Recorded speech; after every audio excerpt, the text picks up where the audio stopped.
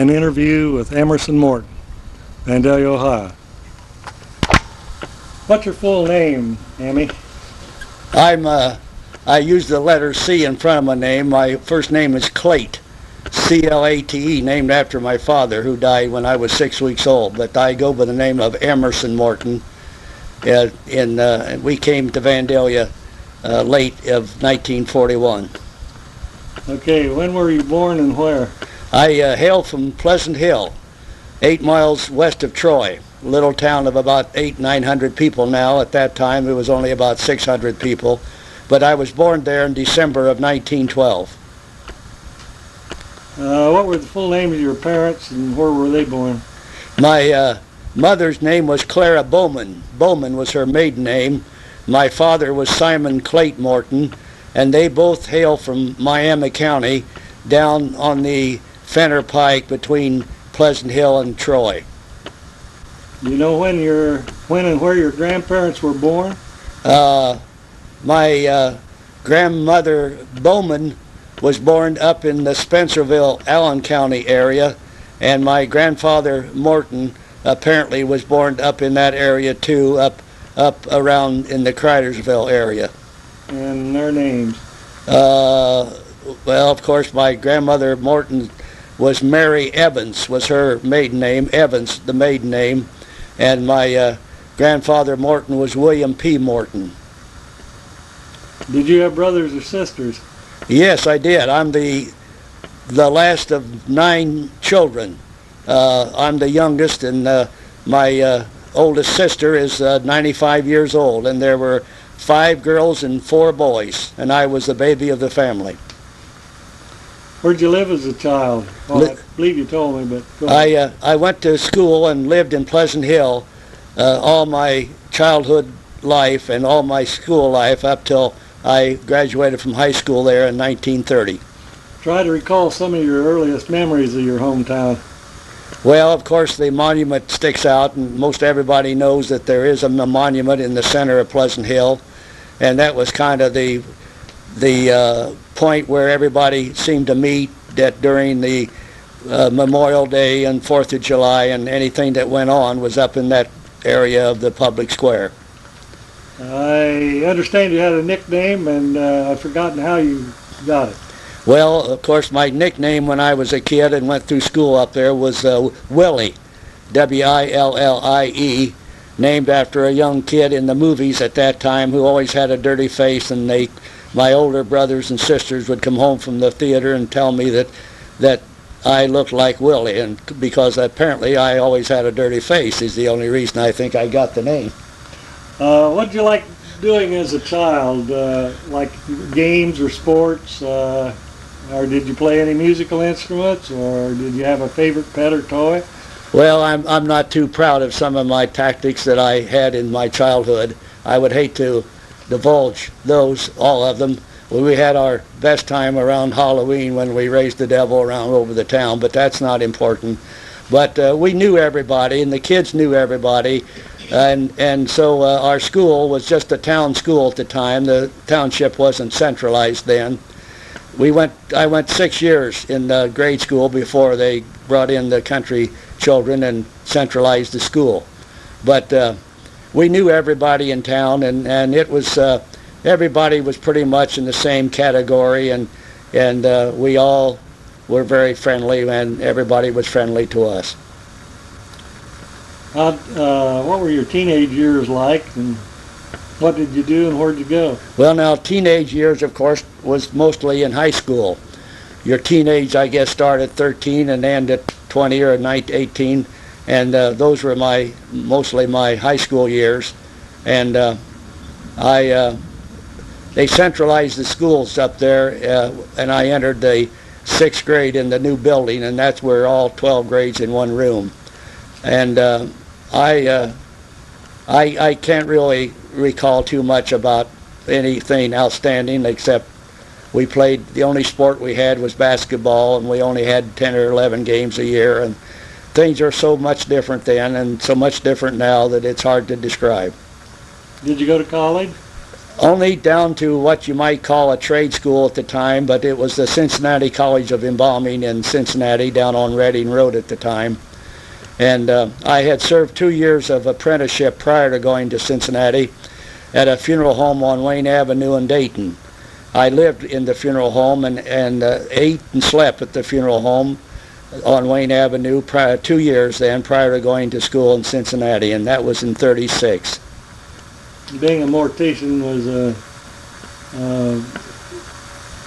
good occupation for you, right? Well, I don't know whether it was good or not. I've made a go of it, I guess. But anyway, I had a little experience prior to going to this apprentice in Dayton with a small town funeral director there in Pleasant Hill. He and his wife moved to Pleasant Hill from down in Preble County, and they started put a shingle up in front of a home there, a Geating Funeral Home, and they had no children. And I don't know how I got acquainted with them, but I would help Mr. Geating out occasionally on the ambulance and pick up bodies and so forth at that time, and that, I guess, was my first interest, and that's why I felt that it was a good thing for me to get into something rather than not go into anything further than what I had been. In those early days of working with the funeral home, what was the cost of the funeral? Do you recall what a total funeral would run? Well, I can tell you what our first metal casket funeral cost here in Vandalia at the time. Our first funeral was $395, and that included a decent-looking metal casket and all services. We took the body back to the home at the time, and in the living room, and that was the beginning of the end of that type service. Most bodies were kept at the funeral home, but up until a year or two after we started, most bodies were taken back to the home. And now what was that question again? Well, we just wondered what the total cost Oh was. yeah, well I answered that, didn't I? Yeah. Now the average funeral at that time was anywhere from $150 to, I would say, to $400. And we're talking about 1942. We're talking about 42 and 43. During the war, of course, metal caskets were discontinued. The casket companies went into other phases of war work, and they weren't permitted to use metal for caskets. So they went into a lot of plywood, and they finished them and made them look more like a hardwood casket, and they really weren't. But and we didn't tell people anything other than what they were made out of at the time, and they understood. And now, compared to 1942, what would a like funeral with the like services cost today? well, of course, it must include any cash advances that are incurred with a funeral that we have no control over, and that would be the cemetery charges and the newspaper notice and family flowers if we had ordered them for the family, things like that. But let's just get down to the bare necessities of what a casket costs today with the services and the use of the funeral home and facilities. Now there wouldn't be any funeral in that category. Now, we'll not talk about the cash advances, but we'll just talk about casket, and if we talk about a burial vault, cement or a steel burial vault, we're talking $500-600 just for that now. But anyway, now if we're talking about a casket and a burial vault and the services and the use of the funeral home and cars and so forth, we're talking anywhere now from the minimum of $2,000 to $3,000. Okay. I know you had children. Would you like to say a few words about them? How many you had, or? We have 4 girls and 1 son. When we came to Vandalia late in 41, we had 1-year-old daughter. And then we had another girl 2 years later, and then we ordered a boy, and Dr. Smith kept telling me, he says, you're going to have a big boy. And I says, well, doctor, that's just what we ordered. And you know what? We had twin girls. Okay. Now, can you recall the most wonderful place you've ever visited? The most wonderful place we ever visited. Well, you know, Francie, that would be hard because we have been over to Europe. We were fortunate to accompany the Ohio funeral directors in a body with our gal executive secretary of our state association was our guide and arranger of our trips, and we were fortunate to go to Italy and Switzerland and Germany and, well, I won't name them all, but we've been to Japan and to Hong Kong and to Alaska and to Hawaii, and it would be difficult for me to say, but you know, Ohio always looks good to me when I come back from these trips, and I'm very happy to say that Vandalia is the best place I ever lived in. That's great.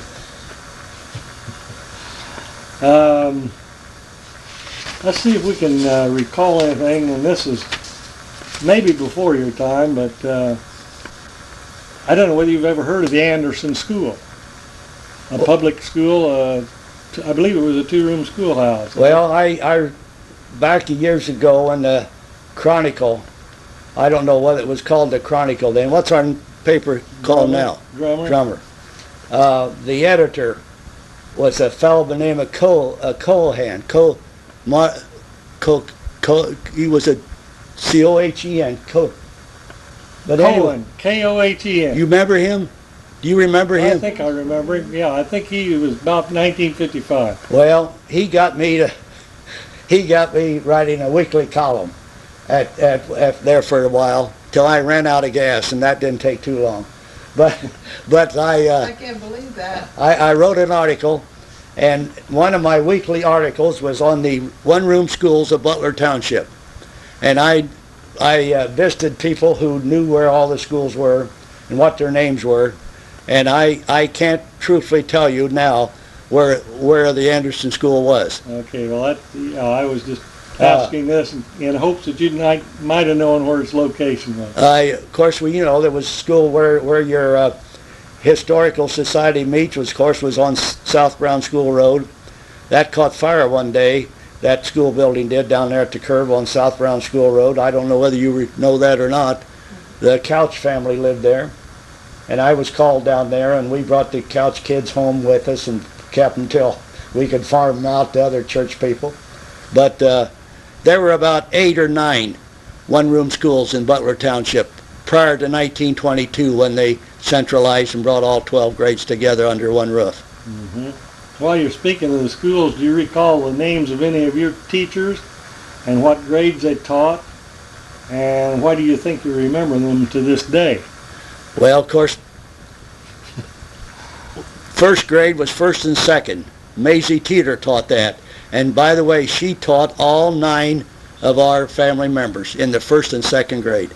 Maisie Teeter. Did she spell her last name T-E-E-T-O-R? E-R. Maisie Teeter. And then she taught first and second grades. And then the third and fourth grade was Mary Kramer, and she had all 9 of us kids in her room during that time.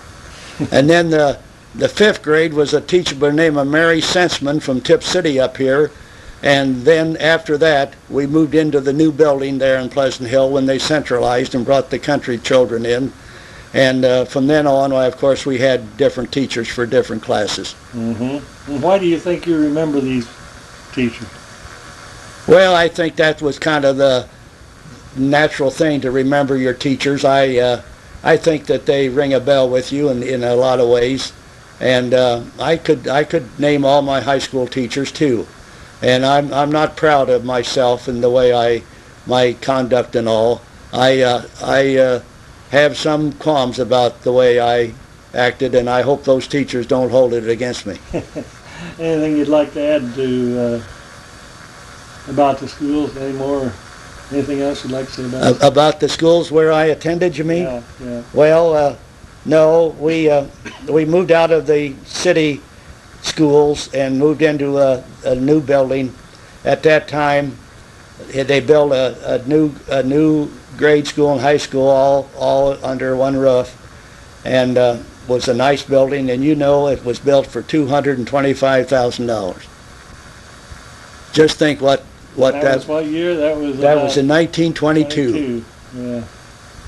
Now then they're wanting to tear down Morton Junior High, and that's probably about what it cost when it was originally Well, it probably didn't cost that much because it was a smaller building than what we had, and it was built about the same time. They moved into what they call Morton Junior High now.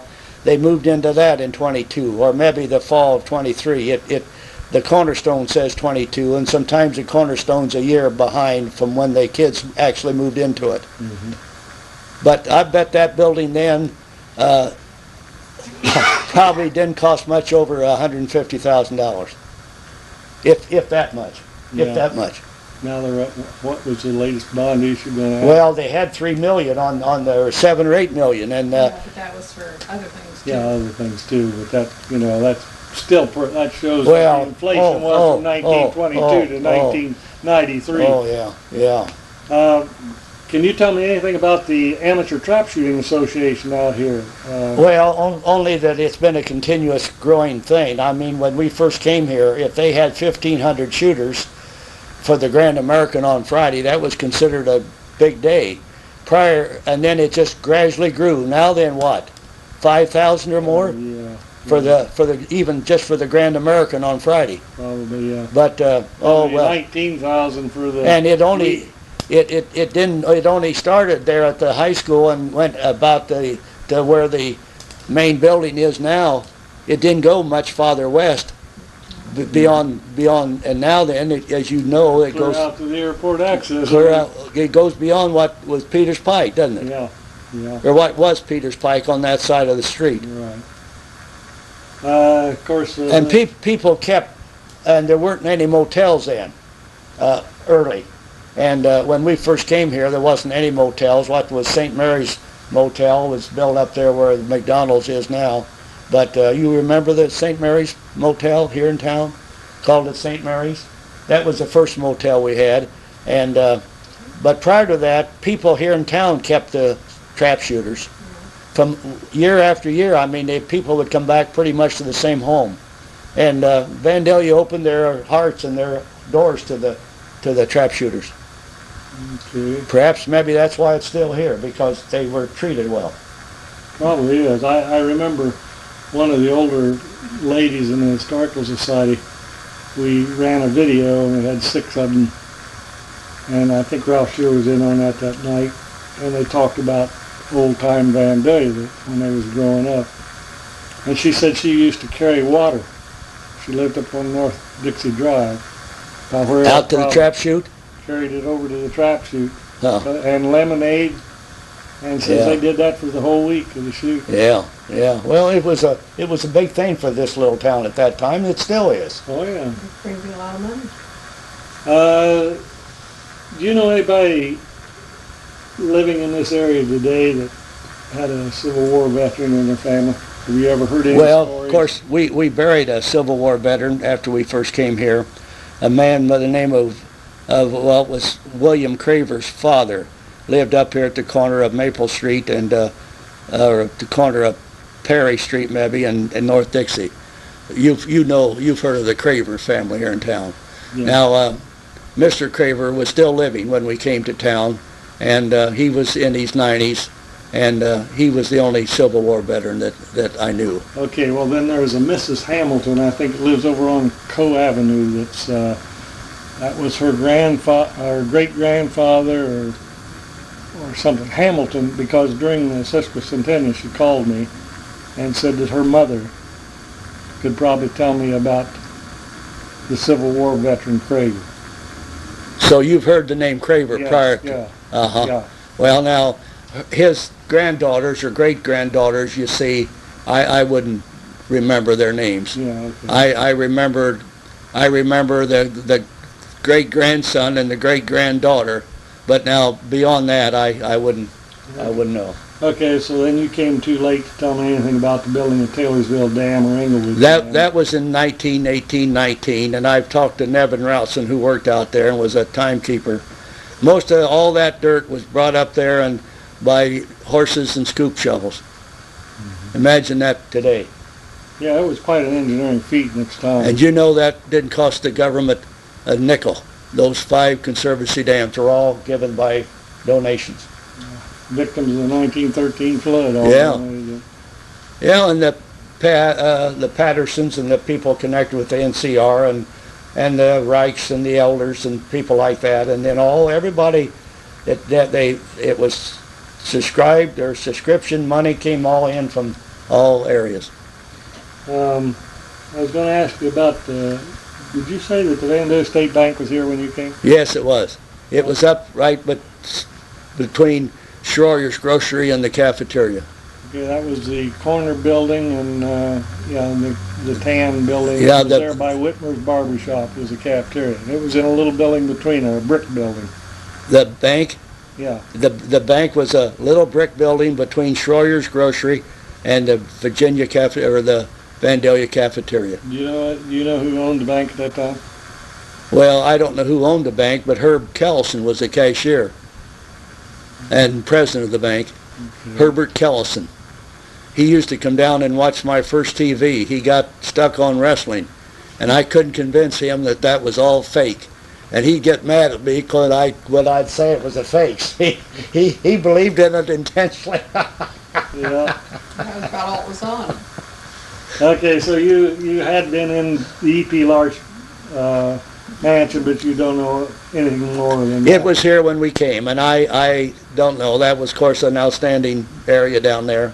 They had always put up a big Christmas sign, a Merry Christmas, and then after Christmas they had changed it to Happy New Year, and it stuck clear along. Did you ever remember seeing that back in there? Mm-hmm.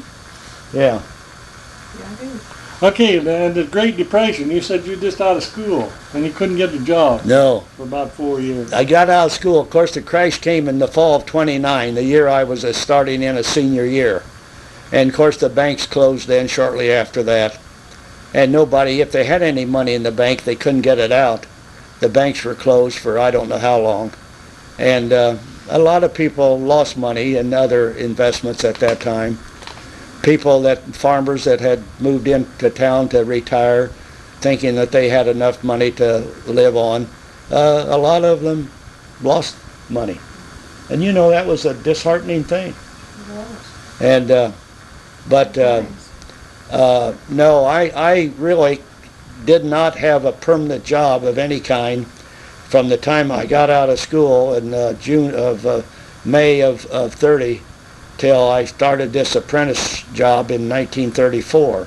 Now, not that I laid around all the time those 4 years, but I did just all kinds of odd jobs and worked for farmers and worked for Farmers Exchange and hauling coal and grain, and I officiated varsity high school basketball games.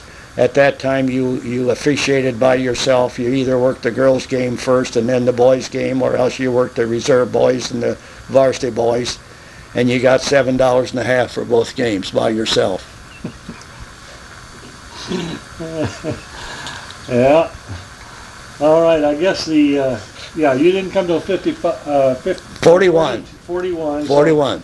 So the Dayton Electric Railroad had passed. Yeah, the interurban. The interurban had failed here when they lost this bridge down here over the Stillwater River there in Northridge. Okay. When that bridge went down, they never didn't have money to fix it. And you said you knew nothing about Al Johnson and his flying field, which was the start of the Dayton International Airport, but do you know any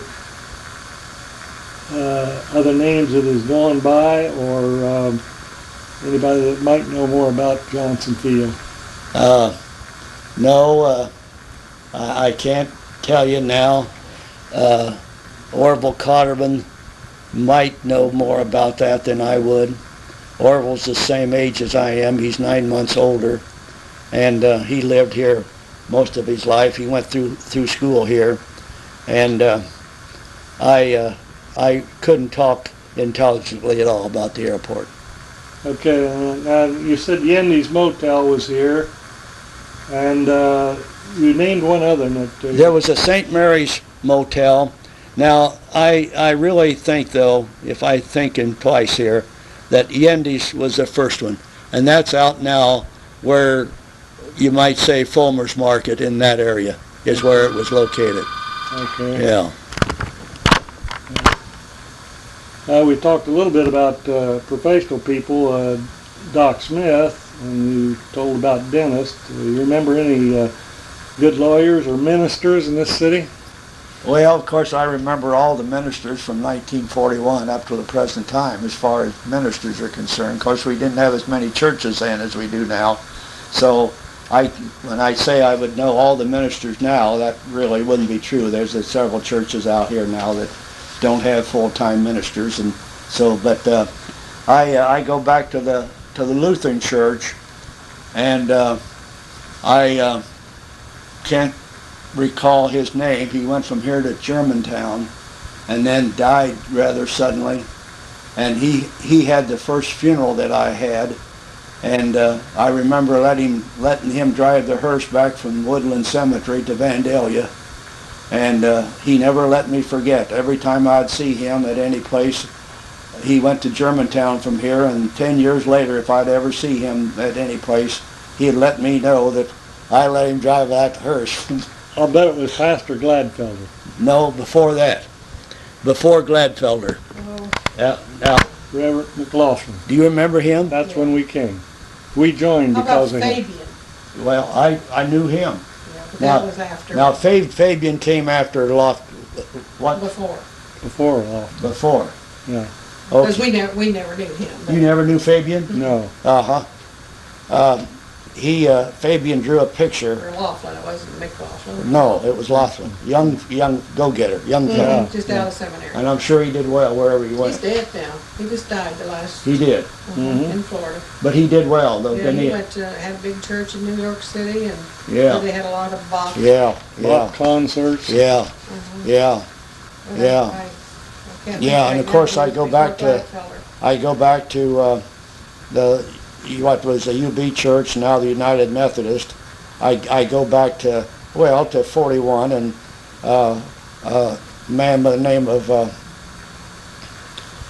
Grover Lettner, Letner, and he's down at Otterbein now in poor health. I see him occasionally, and but I go to Ryder, and then Lettner, and then Bob Ryder. And then Walter Miranda was here 20 years, and Paul Chaston was here 10. Our church had 2 ministers in 30 years, Yeah, Miranda was there for a long time. 20 years. They were up there tonight. Mm-hmm. Were they? Is he kind of failing? Well, yeah, he crippled. He's Yeah, having he trouble didn't- walking. He you know. didn't seem Yeah. like he could get around too He was over to the Mary Parker funeral over at the Lutheran Church down there in Shiloh. Last week. But anyway, I see the Mirandas and go out with them once in a while. Go ahead. Okay, how about grocery stores, soda fountains, pharmacies, general store, meat market, restaurants? Remember any of the owners' names and the locations of the places and what's located there now? Well, of course, the buildings are no more there. Ed Schroyer had the longest grocery that this town's ever had, he and his father-in-law, but it was on the northwest corner of the square up here where the medical building is now. Now, was that here when you came? The Yeah. Schroyer's Yeah. grocery? Yeah, what was the guy that had the appliance store in there? Reddig. Had a radio. Later, after the store went out, Yeah, after the after- grocery went out. Yeah, Reddig. Well, who had Reddick the had it grocery when we store were down there. Now, Orville Cotterman's father had a grocery where the barber shop used to be there on East National, next to the big brick building that used to The be on the corner. Oddfellows Hall. Yeah, Oh, yeah. Yeah. There was a grocery there. There was a scuba diving outfit there when I came in '55. Yeah. Well, yeah. And then, there used to be a grocery up in the airport, not the airport, but whatever they call that shopping center up north of town there where the Airline. Masonic Temple is, Airline. And there was a grocery there for some time.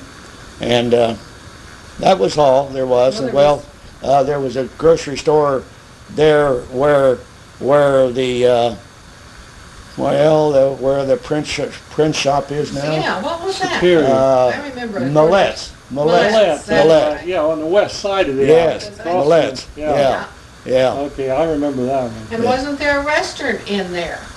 Well, of course, the drugstore was there where the flower shop is now. Yeah, but The restaurant in there, sometimes seemed like I remember going there to a restaurant before we moved here. well, there was a restaurant, but that, I Remember can't the tell name you. of it? Well, no, he later moved up and was along the river there north of Troy and had a restaurant up there.